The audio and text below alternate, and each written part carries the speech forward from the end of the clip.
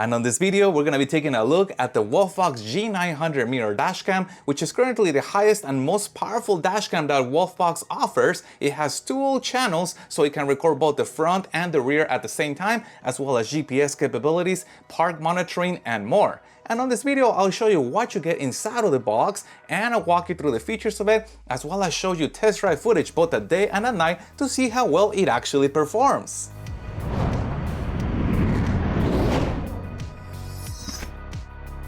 And as always, I'd like to remind you that I place a link in the description down below to the WOLFBOX G900 in case you want to get one for yourself. And this dashcam is of the 12-inch category, which is the distance from this end to this end. And in the front of the dashcam, we have the main sensor, which can be aimed up or down, left or right, but can also be slightly rotated to adjust for tilt. Moving to the top of the camera, we have a USB-C port for power, then we have the input for the rear camera and the memory card slot. They have already included a 64GB memory card, but this dashcam supports all the way up to 128GB. And then we have the input for the GPS. And the rear camera can be mounted inside of the vehicle or outside because it is waterproof. And for cord length, we have approximately 21 feet, which is about 6.5 meters. And to mount the rear camera, they have included 3M double-sided tape, which can be applied right here, and I can peel this and stick this to the location of my choice. Additionally, they have also included screws if we decide to mount it with the screws instead. But we also get an additional mounting bracket if we wanted to further control the angle of the camera,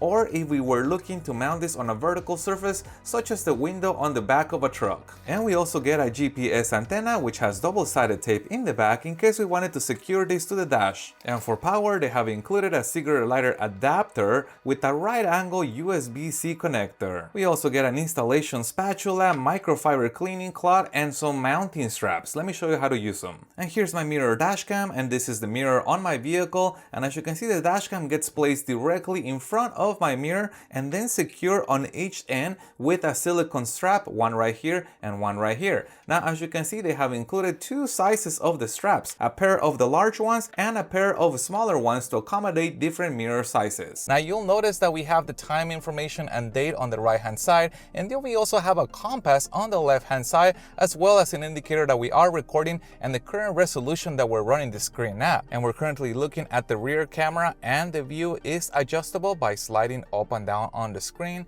However, if I swipe on the screen, I can also see the front camera, and the view is also adjustable there as well. If I swipe on the screen one more time, now we have the rear camera on the left, front camera on the right. Swipe one more time, front camera on the left and rear camera on the right. Swipe one more time and I'm back to the rear screen. Tapping on the screen also brings up the menu that allows us to stop the recording or resume the recording. The next icon that looks like a camera allows us to take a picture. We also have an exclamation icon that allows us to flag the section of the video that we're currently recording in case we wanted to find that section of video again in the future among the many hours of video that this dashcam can potentially record. And the next icon allows us to play back the videos that the dashcam has recorded, and they have been sorted out into folders. We have the front camera of a potential car crash, photos, rear camera of a potential car crash, and rear photos. And when playing back videos on the dashcam, you'll notice that there is audio playback too as well, so we can see the video and also hear the audio that was recorded, and we can also choose to delete either one or multiple videos at the same time. And we also have this microphone icon that allows us to temporarily mute the microphone so we don't record audio, and if we want to resume audio recording, we can push that microphone icon again. And this dashcam also supports parking assist, which is enabled by connecting one optional wire to the reversing taillights of the vehicle. And what that does, notice when I put the car on reverse, is gonna lower that image a few degrees so I can see better as I'm backing up, but it's also gonna bring up these reversing guidelines. Now, the guidelines have 3 levels of adjustability: H, M, or L.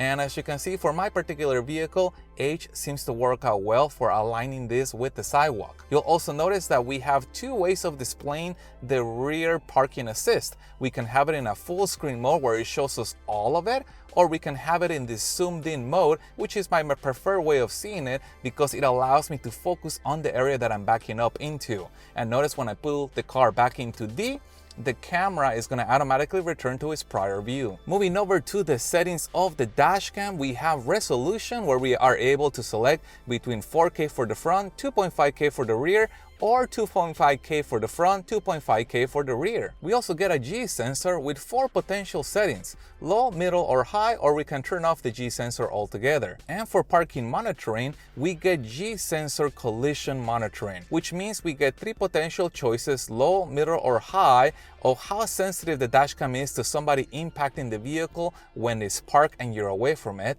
Or we can select parking monitor in time-lapse recording, where it's going to create a time-lapse, and we can select here the duration of how long to monitor the car for: 12 hours, 24 hours, or 48 hours. And we can further customize the time-lapse by selecting how many frames a second we want: 1 frame a second, 1 frame every 2 seconds, or 1 frame every 3 seconds. We also get a screensaver mode, and if we select turn off the screen is going to turn off entirely while the dashcam still records. However, we can also select a time screensaver, which is convenient if you only want to see minimal information on your screen, and we can select how long we want before that screensaver kicks on: after 15 seconds, after 1 minute, or after 3 minutes. And here's what the screensaver mode looks like. Convenient if you want to record but not have the display fully on. But also notice that when we are in screensaver mode, we can always bring the screen back again by just tapping on the screen. We can also adjust the brightness on the settings menu, but there is an easier way to adjust the brightness, and that is by swiping on the screen up or down. On the right hand side of the screen allows us to adjust the brightness without having to go into the settings menu. We also get a fatigue reminder, which can remind us to take a little break after driving for more than 2 hours. And finally, we also get several languages if we wanted to change the language of the dashcam. Now that I've shown you the main features of this dashcam, let's take a look at some driving footage to see how well it actually performs. And this is an audio test of the WOLFBOX G900 mirror dashcam, and I am sitting in the driver's side seat. And this is an audio test of the WOLFBOX G900 mirror dashcam, and I am standing outside the driver's side door.